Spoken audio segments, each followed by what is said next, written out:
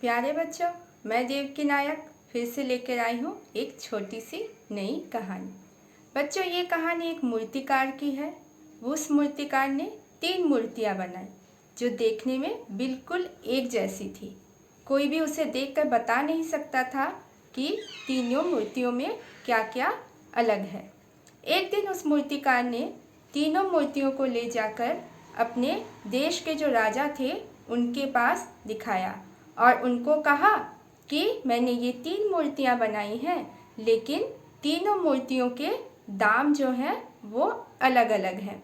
अब राजा ने पूछा, ऐसा क्यों? तो मूर्तिकार ने कहा, इसी का जवाब मैं आपसे मांगने आया हूँ। और उसने बताया कि जो तीनों मूर्ति हैं उनमें से एक मूर्ति का दाम कुछ भी नहीं है, मतलब उस मूर्ति का दाम 0 प्राइस है, ठीक है। और एक मूर्ति का दाम उसने बताया 100 रुपये, और एक मूर्ति का दाम मूर्तिकार ने बताया कि इसका कोई मूल्य नहीं है, वो बहुमूल्य है। तो राजा हैरान में पड़ गए। उन्होंने कहा, ऐसा भाई क्यों? तो मूर्तिकार ने कहा, इसी का जवाब मुझे आपसे चाहिए।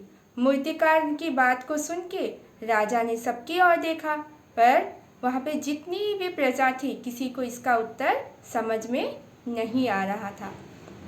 उसी समय उसी राज्य के जो मंत्री हैं उन्होंने कहा कि मैं इसका उत्तर देता हूँ। उन्होंने क्या किया, एक सिक्का लिया और पहले मूर्ति के कान में डाल दिया। जैसे ही उन्होंने सिक्का डाला तो वह सिक्का उसके दूसरे कान से निकल आया। फिर जो मंत्री था उसने और एक सिक्का लिया और दूसरे मूर्ति के कान में डाला, तो वह सिक्का उसके मुंह से निकल आया। फिर उसने और एक सिक्का लिया और तीसरे मूर्ति के कान में डाल दिया, तब वह सिक्का उसके अंदर से बाहर नहीं निकला। तो बच्चों, ये कहानी आपके जीवन से बहुत ज़्यादा आधारित है।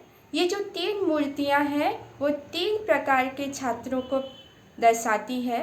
एक प्रकार के छात्र, जो एक कैटेगरी के छात्र होते हैं, वो अपने शिक्षकों की बात या बड़ों की बात को सुनते तो हैं, लेकिन एक कान से सुन के वो दूसरे कान से निकाल देते हैं, इसीलिए उनका कोई वैल्यू नहीं होता, वो आगे चलकर कुछ भी नहीं कर पाते, ठीक है, इसीलिए वो वैल्यूलेस होते हैं। जो दूसरे प्रकार के छात्र होते हैं, दूसरे कैटेगरी के छात्र होते हैं, वो शिक्षक की बात को ध्यान से सुनते हैं और कुछ दिनों तक अपने अंदर रखते हैं, फिर वो उसको भूल जाते हैं। तो इस प्रकार के छात्रों का वैल्यू कुछ तो होता है, लेकिन वो भी आगे चलकर कुछ नहीं कर पाते हैं। लेकिन जो तीसरे कैटेगरी के छात्र होते हैं, वो शिक्षक या अपने बड़ों की बातों को सुनते भी हैं और अपने जीवन में उसको अमल भी करते हैं।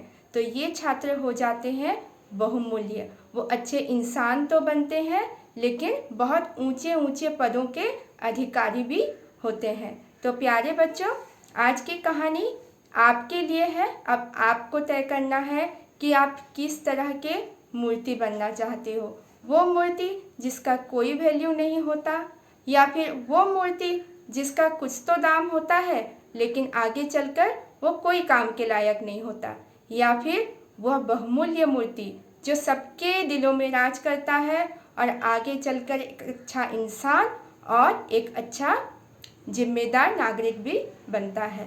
तो आज की कहानी में बस इतना ही। धन्यवाद।